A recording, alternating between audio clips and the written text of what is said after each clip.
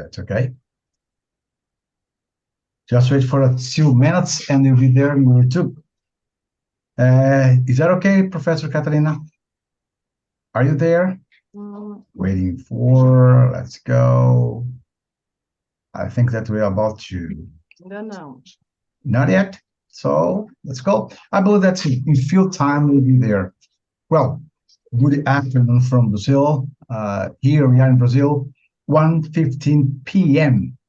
And we are starting our second day of our 7th meeting of the High Studies Group in methods of AEDR.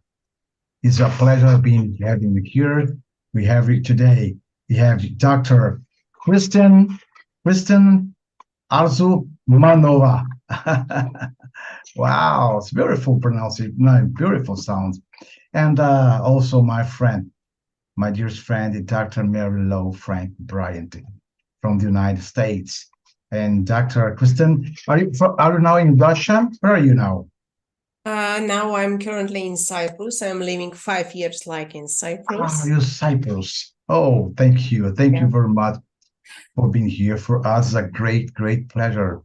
Merlo, thank you very much for coming. Thank you for saying yes. How are you? Are you okay? Very good. Thank you. I just wanted to come and be supportive of the speakers today. Oh, perfect. Thank you. It's a pleasure. Christina, how are you, Christina? I'm just look at all my colleagues and you are really like a sunshine. So I felt myself 2 days ago under the weather, but now I'm just quite better. Thank you very much for you're all amazing. Thank you very much. Thank you. By the way, you see this picture behind me is the Boa Viagem beach. We live near here. I'm Professor Catarina, about 300 meters, very, very near. You can see the beach. Beautiful, beautiful. You are invited to come here with us one day, making a congress here, and everybody comes see our place. Thank you very much. Professora Catarina, dê as boas-vindas em português, please. Em português. Boa tarde a todos, boa tarde a todas. Good afternoon. And it's a pleasure conversar com vocês aqui. Estamos também pelo nosso canal no YouTube, já nossos convidados aqui nos prestigiando nesse congresso, nesse 7º Congresso de Altos Estudos, esse enriquecimento, essa troca de conhecimentos que vai ser muito interessante também no dia de hoje. All right, thank you. So we are about to start. No more talking, but let's go. And today we are going to start with Dr. Christina Arzumanova. Great, Moronova. And the topic is very, very interesting. Intercultural mediation, approaches to conflict mediation in multicultural context. It's perfect. Thank you very much. Welcome. Feel free to start. Thank you. Greetings, everyone. My name is Christine. I'm an international lawyer professional, multicultural mediator. Many colleagues who, like me, completed their studies in other countries, migrated from one country to another, learned about the cultures, tradition of local people.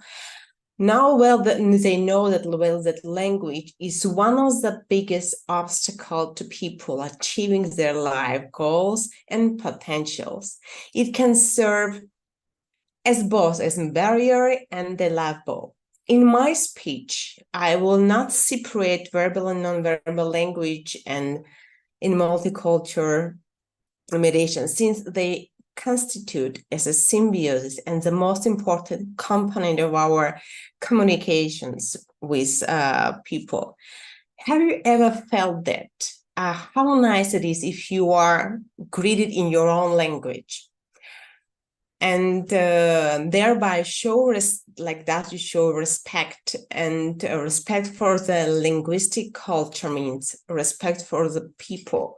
I speak, let's say, 5 languages. Might I understand more in non-professional level? In fact, I want to just draw attention to the multicultural and multilingual status of the mediator, because the mediator is the main person in multicultural mediation.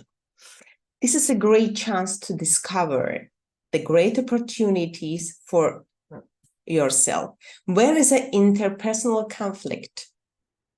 Let's say in a workplace or in the families, it is not always easy to tell who is right and who is wrong. This can be frustrating if it happens regularly, and it will most likely affect our relationship with other parties. When cross-cultural conflict occurs in the workplace, let's say, so conflict parties each have a different logic and see things from different perspectives and values, and it can be difficult to distinguish between 2 positions.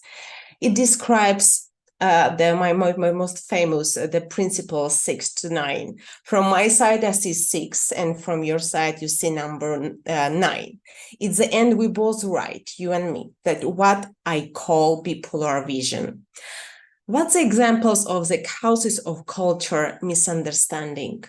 The culture differences is an inevitable part of a society, and they can cause a lot of pain and suffering. It is important to understand that the conflict situation, although it may seem politically or emotionally charged, is often just an unconscious bias about different culture values between the conflicting parties. They are not always about race or nationalities. In order for there to be an understanding, both sides must recognize this and work toward a solution. Let's say we will speak now culture barriers. The culture barriers impede communication due to the difference in cultures, beliefs, ideas, practices, and consider of people who belong to different cultures. They can be languages, society values, traditions, beliefs and ideas, ethnic background, religion, political, and much more. It is impossible to fully take into account all this interest of such a huge number of ethnic cultures. This is a utopia. But maintaining imbalance of interest is quite possible, and ethnomediation is a really lifesaver here. So lack of culture awareness, the main base.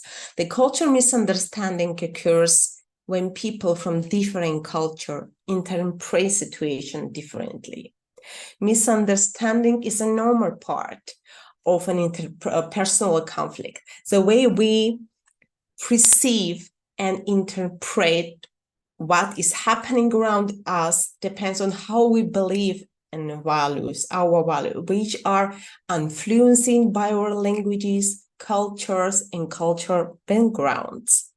And also the main is stereotypes. We know that. Stereotypes are simply functional realities. They reduce people and cultures to a few familiar characteristics and ignore their rich diversity. Even if they are shared by a large number of people, they do not reflect reality. For me as a mediator, in a multicultural mediation is 2 important communication style, plus knowing tradition and religion confessions. Communication is a very important part of our lives, but sometimes we fail to communicate with other people, and especially in mediation, because we are different in their culture and values. So effective communication skills training in what can help us understand better people in their essence. You have to figure out the best way to communicate with other nationalities and people who can be productive in your relations. Everyone needs to understand and accept that there are different cultures in the world, and they all have their own cultures inside also communication that is different from yours. There we can, there's plus and plus, verbal, non-verbal communication, and the body language is too important. It's one of the most important components in a multicultural mediation. In order to achieve the mediation in this field, you have to read body language as well. You have to know the tradition and religion. Of nonverbal communication, it can convey many emotional. It also, you can see anger in the face, disappointment in the face, enjoy, etc. So, but also underline and confirm what we say verbally. However, it is not so easy to interpret the body language correctly, and it is even more difficult to endure that others interpret our body language as we intend. Nonverbal communication is not only about how you use your body, but also about how you are dressed, the tone of your voice you use, and much more. And I will say just something more. The importance of nonverbal communication is varies to culture. In some cultures, smiling or making eye contact very close and may be considered rude. You should always be aware of the culture of your counterpart. Also, nonverbal communication can cover a lot of arounds. It is difficult to interpret the culture. They have the different meanings. And I will say that to resume also what I said, in the modern world, in the multicultural mediator, in order to have a standard, we all have like a standard, not fully, but we have. He must speak several languages, be a migrant, so you have to migrate from one country to another to know more the cultures, be able to apply options for using culture characteristics and possible culture areas of activity, avoid the formation of stereotypes when organizing and with direct participation in the mediation process, and evaluate the similarities and differences of the difference of cultures. And religion studies is number 2. Of knowledge of confessions is too important. Religion is the area in which 75% of conflicts occur today. We all understand that the faith plus the territorial affiliation of this faith is the main force. It can be manipulated. There are many examples. Let's say nowadays what's happened. There are currently conflicts in the friendly countries, and also my homeland in Armenia, what's happened. So there is I have held a lot of multicultural mediations. What we mean by culture in generation, and in general, that the culture of language is a set of like a distinctive spiritual, material, intellectual, culture, and emotional. I'm not telling like a huge formula, characteristic in a society or social group, which includes, in addition to art and literature and way of life, the ability to live together. This is much important. The mediator in a multicultural mediation, we have to know all of that, what I just described. This is a value system and tradition and beliefs, as well as a person. We are all unique and with our own identity and character and temperament. And being a mediator is a prestigious, and knowing the culture and tradition of the languages and nationalities is a gift that brings enormous opportunities for resolving these multicultural conflicts and disputes that we are studying every day, how we can communicate first, and there will be not misunderstandings. I want to just, I have minutes. I want to just describe the case, real case, what happened in Germany. We have a case with my colleague. Two migrants just got married. This is a cross-border multicultural mediation. We start with huge problems with the local, with the government and local, the laws and the realist barriers. The father was from Germany and mother was from Georgia. They wanted to divorce, and we tried to help them to reunite. We will try to help them to understand what they really want. And in mediation, we won. Actually, after 2 months of hard working, because the baby was suffering in a school, they was mocking by the classmates, and they have a trouble, and we speak from family mediation, we actually transferred to the school mediation. So there we spoke with teachers and classmates, the parents, and it was a huge job. This is also, how I say, our practice, our challenges and approaches in multicultural mediation. I do believe that we have a future, and among of my colleagues, we just grow our cycle of multicultural mediators, and we will resolve more and more conflict, and we will have to.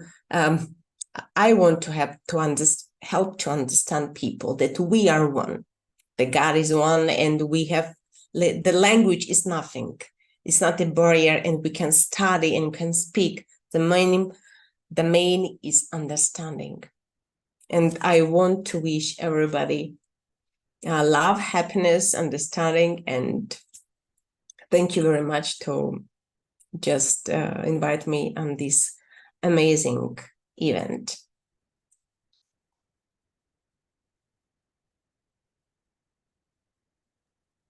Thank you very much for your words.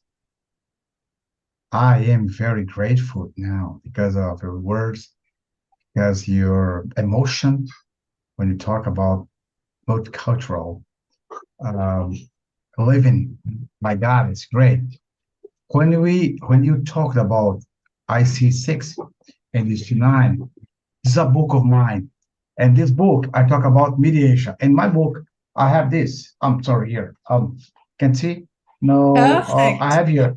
I have 6 and 9 here. Very interesting. I don't know why I can see very well. Oh, look, 6 and 9. I see 6, but like me here. You see 9, like here. C and 6, 9. Perfect. It's a book of mine about the negotiation and mediation in your place. And I always say that mediator has to convince the person to see, look, I see a 6 and see the 9, but the mediator has the ability to convince, to try to see the other person, come over here, see, he sees the 9, and call me Giancarlo, look at Christina, she sees a 6. I need to understand you see a 6, I see 9. It doesn't mean that I'm going to agree with you or you are agreeing with me, but we know that both has point of view, we have point of different, but we can reach the same point of view. Thank you. Perfect. Great. Thank you so much. Freddy Ortiz, Nishihara, thank you very much. Thank you very much. How are you, my friends? It's a pleasure to hear this kind of conversation. Greetings in Peru to all of you. Best wishes. Thank you. Okay, thank you. Professor Catalina, thank you. The next is a Palestinian speaker. We'll talk about the war between Gaza and Israel. Lama Audi. Lama Audi. Great. Good evening. Good evening, everyone. I'm sorry Evening, for Lama. the situation, and I want to enter in the topics directly to save the time. The bombs dropped on Gaza till today are equivalent to the nuclear bomb dropped on Hiroshima. The Palestinian cause or the Palestinian-Israel conflict. This conflict is radically related to the emergence and settlement of Zionism and Jewish immigration to Palestine and the role of the great powers in the events of the region. The Palestinian issue also revolves around the issue of Palestinian refugees, the legitimacy of the state of Israel, and its occupation of the Palestinian territories in several stages. As a result of this, it committed massacres against the Palestinians and the resistance operations against the Hebrew state. This conflict was considered did you hear me? Yes, I hear you. But probably my phone only. I do not see you, but I hear you. It's due to the situation and the electricity here. I'm so Yeah, sorry. don't worry. No, don't worry. Don't worry. Go ahead. I'm sorry. Don't worry. This conflict was considered by many analysts and politicians like this is the central issue in the Arab-Israeli conflict and the cause of the crisis and tension of the Middle East region. Hamas is leading a new battle to break the siege on Gaza. As we know, oppression and conflict only generate more conflict and hatred, and that is why we as specialists to resolve the alternative conflict seek to resolve the conflict from its roots. These attacks from Hamas didn't occur in a vacuum, but were a natural result of the people who witnessed injustice, murder, and oppression. The use of forbidden weapons against civilians in attacks and wars and the violence of international laws, the displacement of more than 8 million Palestinians and the construction of more than 250 settlements, hundreds of massacres since 1948 and dozens of martyrs, persecution, policy, and apartheid. The occupation doesn't differentiate between a child and a woman in arrest. 40% of Palestinians are detained and the hundreds have death sentences. We, as an alternative dispute resolution specialist, if the method they use doesn't work, we move on to another method, and when we are totally unable, we refer it to the court to obtain the right and the justice. The Palestinian people have no hope, a political solution to do justice to them. And when a political solution is unable to face a fierce enemy, then the proverb is applied. The thing that is taken by force is only recovered by force, unfortunately. Like the great fighter Che Guevara, who liberated countries and peoples from injustice, he didn't liberate them by spraying roses and diplomatic missions. And of course, Palestinians turn to resistance because they see that this is the only way for them to get their rights. And the question here is not about dehumanizing Palestinians as is happening and calling them terrorists. It's about asking an important question. Why the United States supports Ukraine in fighting what they call occupation, while here they are supporting the occupier who continues to occupy the Palestinians. Of course, according to international law, there are red lines, and surely we are against attacks on innocents and the civilians in any way. But this is also doesn't justify in any way the genocide inflicted on the Palestinian people nowadays. There is no party in an armed conflict that outperforms international humanitarian law. Gaza is so small that you can cross it from east to west in only 10 minutes. More than 2 million people live in Gaza, trapped with nowhere to go. They can't even swim for it because of Israeli forces and the sea. Israel has cut off water, electricity, medicine, and fuel from homes and hospitals, etc. And there was ethnic cleansing, targeting journalists, doctors, etc. The children write their names on their bodies to be recognized in case they were killed under the bombing. We should to stop this genocide now. There is something very important also. Hamas is not a state. It's a team fighting to liberate their land from injustice and occupation, and it is unfair to classify every rebellious Muslim as a terrorist, and to classify every who objects to Israel as anti-Semitism. And I think Hamas mainly attacked military establishments, many military installations, and most of the people they have arrested and taken as press war prisoners are military. But look at what Israeli plans are doing nowadays in Gaza. The occupation army doesn't target Hamas, but rather empties its anger in civilians. And he doesn't seem to be capable, because as yet a single soldier in the ranks of Hamas has not been registered. They are bombarding the houses, bringing down to earth whole apartment buildings. Families are killed, and people in one family, including children.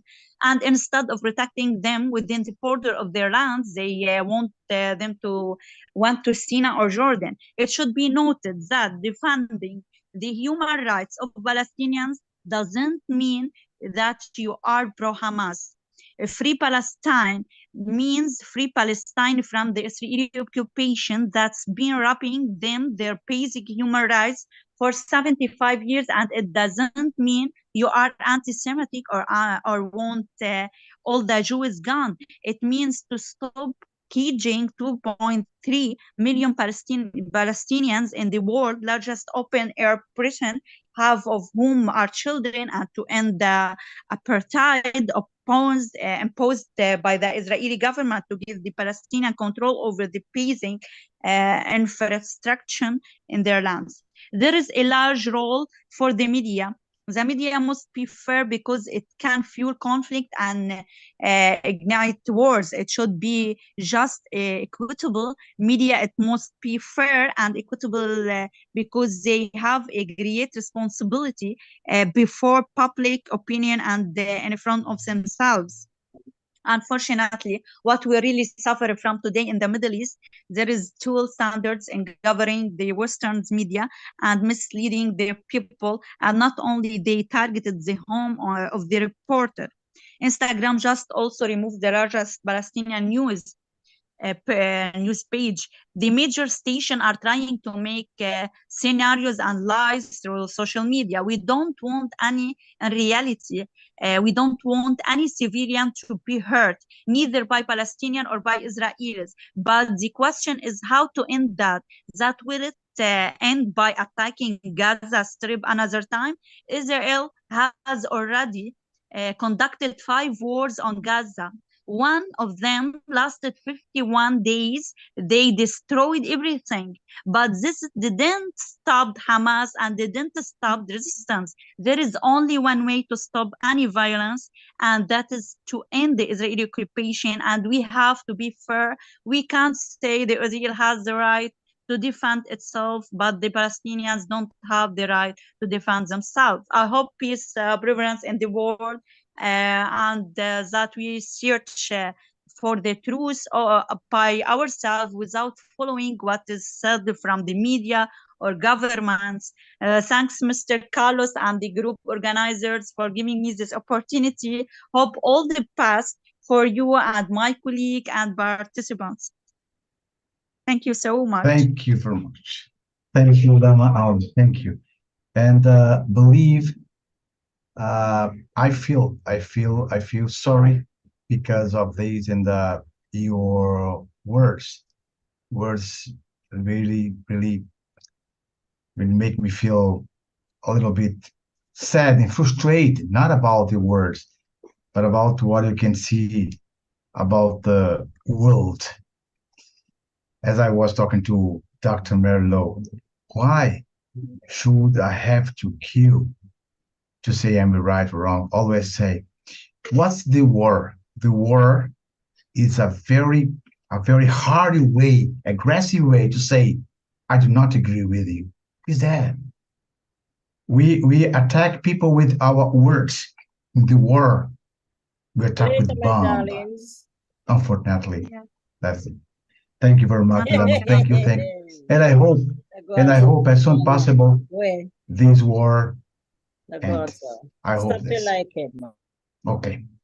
Thank you. Now we are continuing our presentation. We have Dr. Ibrahim. Dr. Ibrahim's there? Dr. Ibrahim is not there. No, Dr. Ibrahim. Oh, Abraham. Ibrahim, I believe. It's not there, Dr. Ibrahim. And also we have who is there? No, it's not Dr. Theodora too. Wow. Dr. Christiana Carty-Godding is there? I think she is. Dr. Christiana? Hello, everyone. I'm Hello. here. How are you? I'll be on video in a few minutes. Okay, because Dr. Ibrahim is not here and not Dr. Theodore. Theodore is not here too either. So I believe that we can. Or Dr. Christine, can you make your presentation now, Dr. Christiana?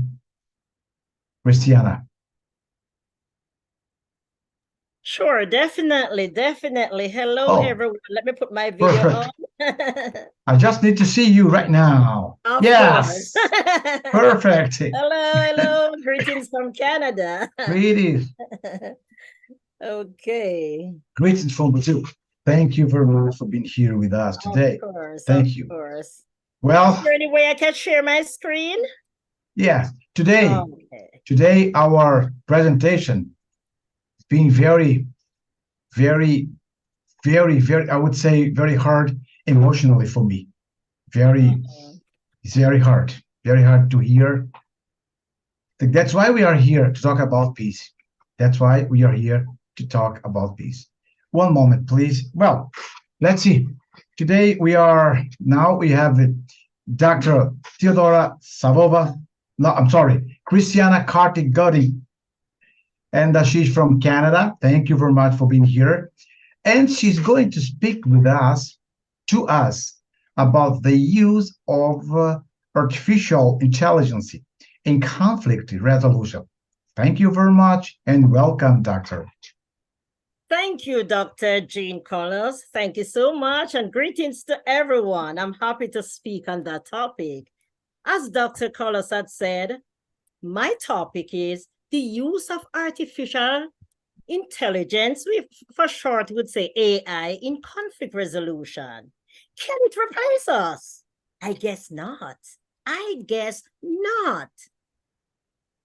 So I get right into my presentation. AI is becoming an increasingly integrated in various aspects of our lives. We all know it can correct our writing, it can do so many things. And sometimes we wonder, what next? What next AI is going to do?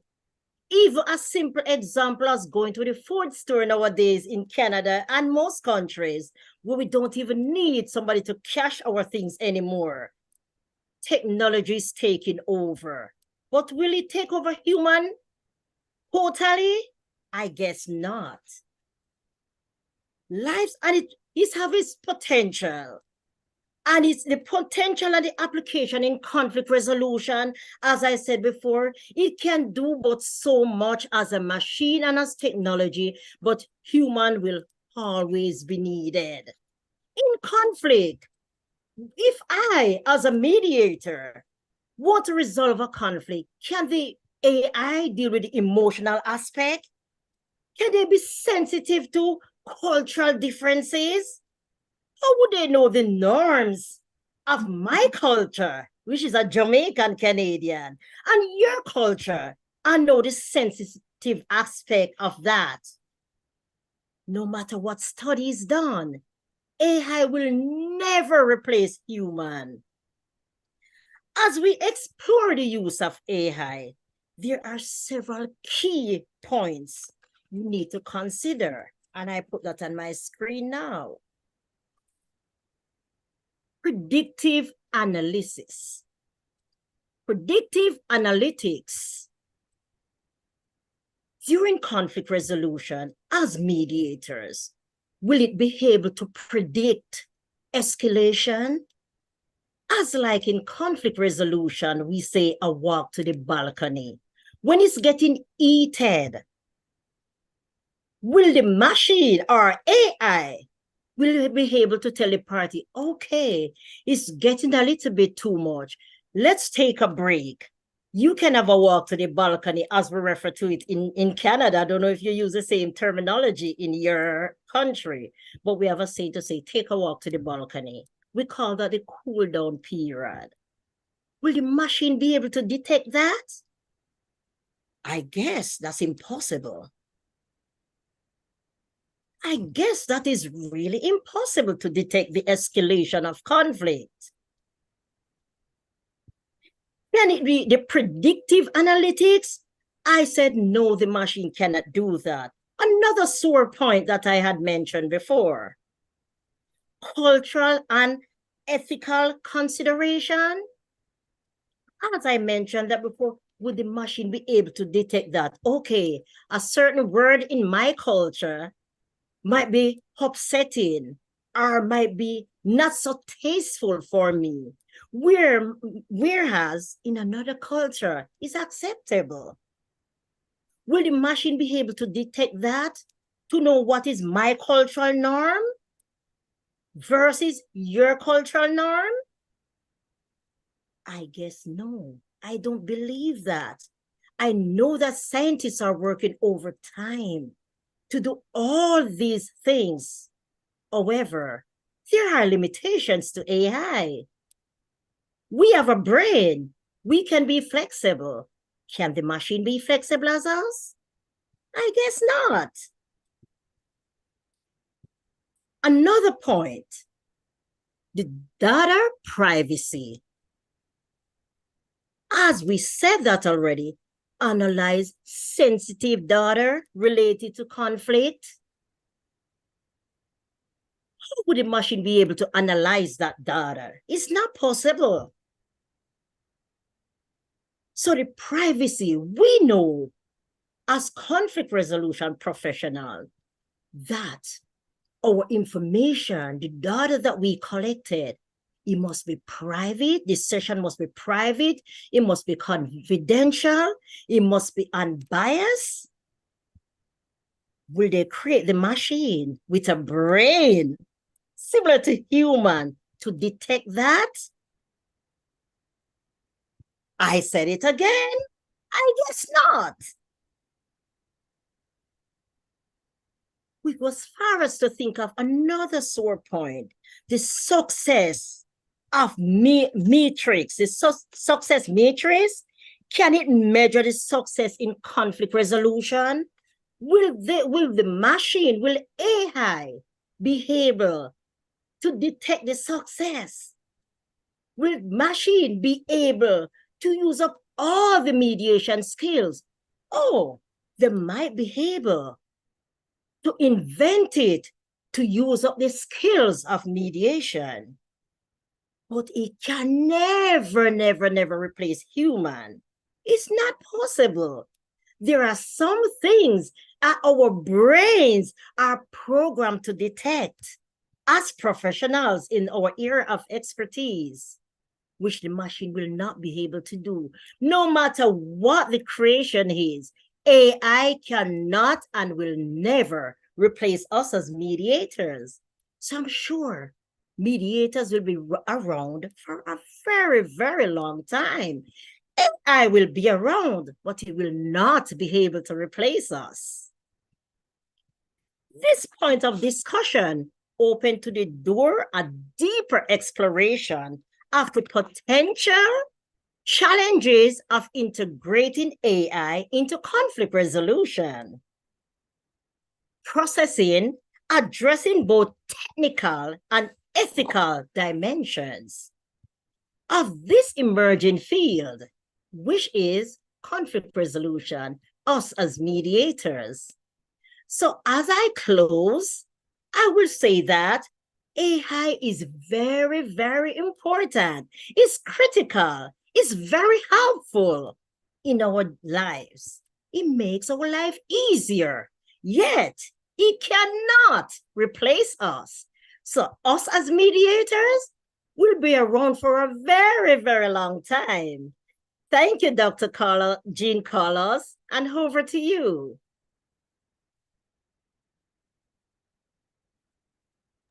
Perfect, Dr. Christian. Perfect, perfect. Really, really, I agree with you in many, many things. I agree. Because mediation means feelings, human emotion, and a machine. That's my opinion, right? A machine, artificial intelligence, never, my opinion, will replace the touch of our hands, the eye to eyes. As Christina Azumonova spoke, the tone of our voice, never. I think that I agree. Oh my God, great, perfect, very, very good. Thank you so much. Thank you for having me. Thank you. Professor Catalina Monteiro.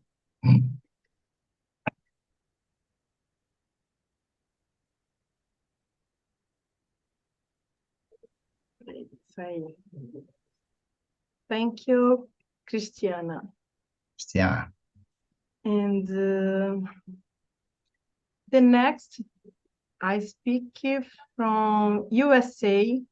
We'll talk about having a heart for peace. Ooh. Mary Lou. Thank you.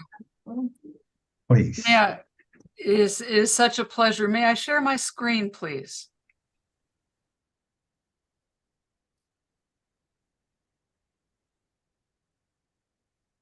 There we go. Can you all see that? Perfect. Perfect. Yes. Thank you. Yes, yes. Well, before I start, I want to acknowledge the other speakers that have come, because each of them have made me think, have touched my heart. And I realize we are not in a perfect world today. And all of us, each one of us sits in a different country, in a different part of the world. And I just admire my dear friend, Dr. Jean Carlos, for bringing this group together, because it's only by bringing all of us together will we ever start understanding and being able to connect with each other. So thank you, and I'm very humbled to be a part of this.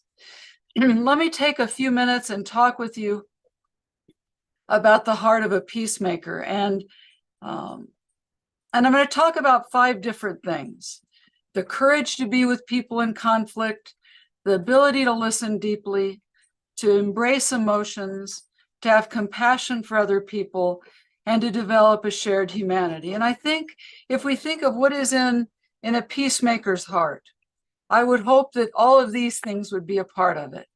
And I think all of us that are a part of this business, that is what we try to bring and what we try to do. The first thing I want to talk about is the courage to be with people in conflict. And that isn't easy, is it? Any one of us that does mediation, who is hoping to bring peace to relationships, has to be pretty courageous to walk in, because most of us don't like to be in the middle of conflict, however that's manifest. We want people to get along with each other, but it takes courage to do that. However, we know that there's always the potential to resolve it. And that's what drives us to keep going forward. That's what is in our heart.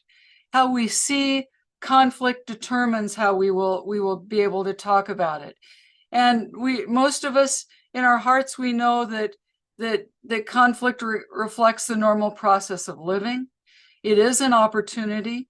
It means we just need people to be able to talk to each other and listen to each other. And both of those are important. To acknowledge the conflict that's there and to use all of our skills to keep things from escalating and to help bring people together. The second piece is to listen deeply. And that's a little different than active listening. And I'll talk about that just a minute. What I have put up here is the Chinese character called Ting, which really reflects deep listening. And it means hearing, being respectful, being present, seeing, focusing, and feeling. And each one of those is important.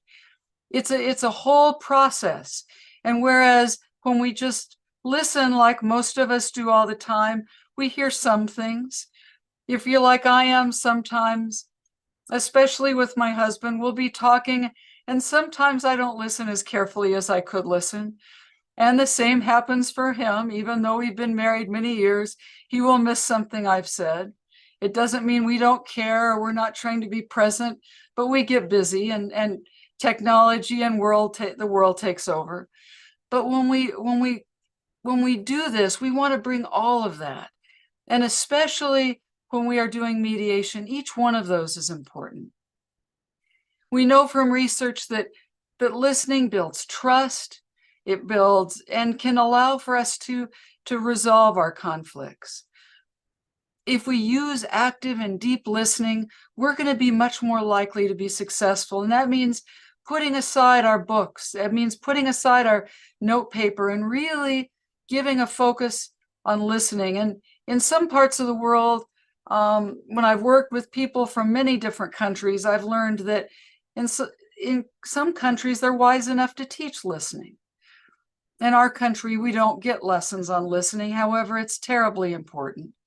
But we need to be able to bring those skills if we want to have an opportunity to help people through conflict. We also need to look at all the different elements of listening. And certainly, I liked those that were put out in the Chinese character. These additional ones that are on the screen are equally important, but not writing down while they're talking. We can hear them. If we pay attention, we'll even remember what they've said. We just need to give them our full attention. And it also shows our respect. I found this quotation on the web and I could not find who gave it, so please forgive me. But they said something that I thought was so important. And that is that being heard is so close to being cared for that to the average person, they're indistinguishable. There's no way we can show respect or caring at a deeper level than by really listening to a person. We show them they're important. We show them we want to learn from them. And that's got to be at the heart of every peacemaker. The third thing I want to talk about is embracing emotions. And most of us struggle with emotions. Emotions aren't easy. Some of them we like better than others. When I've done training of advanced mediators, they always tell me the emotions they don't like the most are anger. They don't like frustration. They don't like people to yell at each other. And I say, I know that, but I always see it as a gift. When they start yelling and being angry with each other, they think, oh, then that means you really want my help. That means you're willing to be vulnerable with me and show me what you really feel. And that means I need to listen closer. I want to hear what's with that emotion and what's inside of it. I've given you a couple of pieces of research, but there's a lot of it out there that shows how important it is that if people have negative emotions like anger, like frustration, it could be any level of anger, whatever it is, it's important for them to get it out, because without that, One, you will never start the mediation, and two, you will never be able to finish it because they never will have gotten through what really brought them there. We need to, all of us, remember in the heart of every peacemaker, we need to always know that what's underneath the anger is always vulnerable, isn't it? It's true for all of us. That's why it never scares me, because I know anger means that they are hurt. Anger means that they are overwhelmed, nervous, disrespected, so many different things. And probably afraid because they don't want to be hurt again. And one way to protect yourself from being hurt again is to be angry. And that's one way of expressing it. But if you don't acknowledge it, then we can never get to what's underneath it. And that's something I always try to hold in my heart. And I really believe all of us that are about this process of mediation and helping to find peace know that to be the case. While all of our emotions fuel conflict, they also hold the key to conflict resolution. We need them, and we can't be afraid of them when they come up. And maybe it's just my reframing and my naive way of looking at it, but when I see it, I think, oh, good, they trust me. They trust me with what's deep in their hearts. And from that, I know that I can do something. I know that we can work together, and I just need to have the courage to keep listening. We need to have compassion for other people, and that means respecting people who agree with us and people who don't. We need to be able to really show that we care. And I like this particular graph because it shows the spectrum of compassion and of connection and how we can be there for other people. And it goes across the different matrices that should go from willingness to support to understanding the other person's experience. And certainly we can feel sorry for someone, but that doesn't help. None of us want to be pitied or feel sorry for. We can feel sympathy for someone, but that's basically saying, I feel sorry for you and I'm so glad it isn't me. And none of us want that to be the case. We can feel what they're feeling and that is good, but we can go a step further. And I think what needs to be in the heart of all peacemakers, and what if we can hold it in our heart, that it's more than just feeling what they're feeling, but also saying, how can I help? And that's the deepest form of help. And that is compassion, is to be able to say, how can I really be there to be with you? I feel what you're feeling, but now how can I help you? The fifth piece is developing a shared humanity. And that is realizing, as so many of our speakers have said today or implied from what they were saying, we're all one. We all share the same planet. We're all in it together. When you go to outer space, you see none of the artificial boundaries that seem to be so important to us here. We're all about part of one human race that is so important that we learn to get along and take care of our planet and take care of each other. And that's important to always hold in our hearts. When we dehumanize others, we can justify when we treat them differently. And there's so much research that's come out about it, even in the last 2 or 3 years. How it even affects our brains when we start calling people something other. And as peacemakers, we can't do that. We've got to even be careful in the mediation context that we keep other people from doing that, because once that gets triggered in our brains, we rationalize that we can treat them as less than human. And that's never the case. We all are in this together, and we've got to find ways that we can work out things together. Archbishop Desmond Tutu had a quote that I really like, and I thought I'd share it with all of you. He said, Ubuntu is the essence of being human.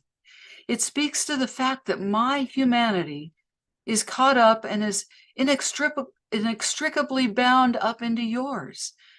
I'm human because I belong. It speaks about our wholeness.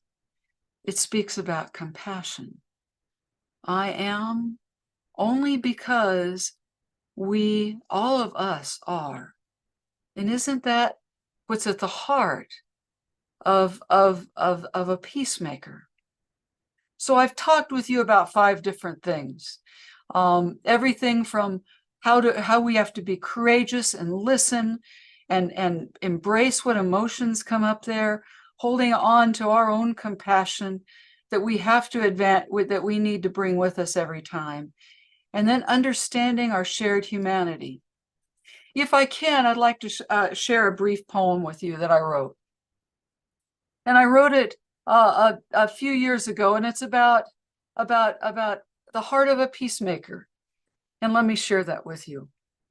It was what I was thinking about when I was going into a mediation, and I thought it kind of fit today. So tell me what you think.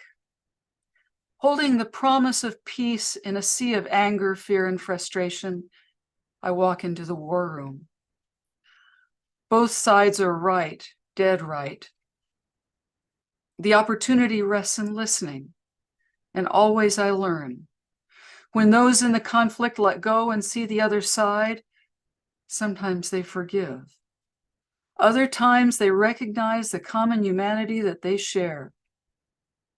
Still, they may not be ready to disconnect from the dance.